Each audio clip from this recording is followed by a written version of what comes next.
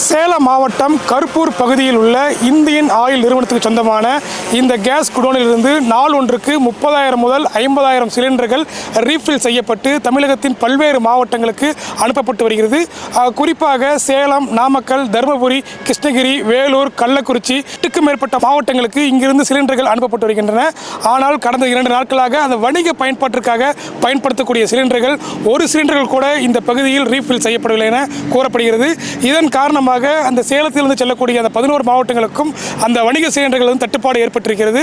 குறிப்பாக நாள் ஒன்றுக்கு 10,000க்கும் மேற்பட்ட வணிக சிலிண்டர்கள் இந்த பகுதியில் ரீஃபில் செய்யப்பட்ட ஒரு நிலையில், ஆனால் கடந்த 2 நாட்களாகவே அந்த வணிக பயன்பாட்டிற்காக பயன்படுத்தக்கூடிய சிலிண்டர்கள் எதுவும் ரீஃபில்லானது செய்யப்படவில்லை.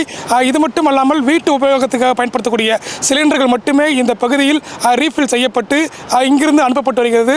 ஆனால் இது ஒவ்வொரு நாளும் 30,000க்கும் மேற்பட்ட இந்த சிலிண்டர்கள் ரீஃபில் செய்து வந்த நிலையில் தற்போது அது 25,000 சிலிண்டர்கள் மட்டுமே தற்போது வரை ரீஃபில் செய்யப்பட்டு அனுப்பப்பட்டு வருகிறது. இது மட்டுமல்லாமல் இந்த குடோனில் தேவையான கேஸ் இருப்பும் உள்ளதாக தெரிய வருகிறது. ஏனென்றால் ஒரு நாளுக்கு 30க்கும் மேற்பட்ட வாகனங்களில் இந்த பகுதிக்கு கேஸ் சிலிண்டர்கள் கொண்டு செல்லப்பட்டு அங்கு இருக்கக்கூடிய ராக்ஸைஸ் டேங்கில் இந்த கேஸ் ஆனது ஃபில் செய்யப்படும்.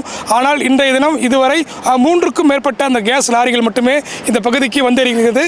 இது மட்டுமல்லாமல் தொடர்ந்து இதே நிலை நீடித்தால் அடுத்த 2 நாட்களில் அந்த கேஸ் தட்டுப்பாடானது பெருமளவில் நீடிக்கும் என ஏற்கனவே தமிழ்நாடு, பாண்டிச்சேரி கேஸ் விநியோகஸ்தர் சங்கங்கள் தரப்பில் தெரிவிக்கப்பட்டிருக்கிறது.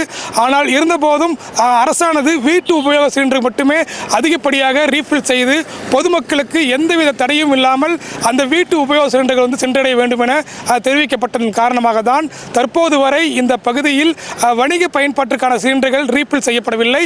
இது ஒரு புறம் இருந்தாலும் கூட வணிக பயன்பாட்டு நிறுவனங்களும் தற்போது அந்த உணவு விடுதிகள் மற்றும் அதே போல் நட்சத்திர விடுதிகளில் இருக்கக்கூடிய எம்டி சிலிண்டர்கள் இங்கே கொண்டு வந்து நிறுத்தி வைக்கப்பட்டிருக்கிறது.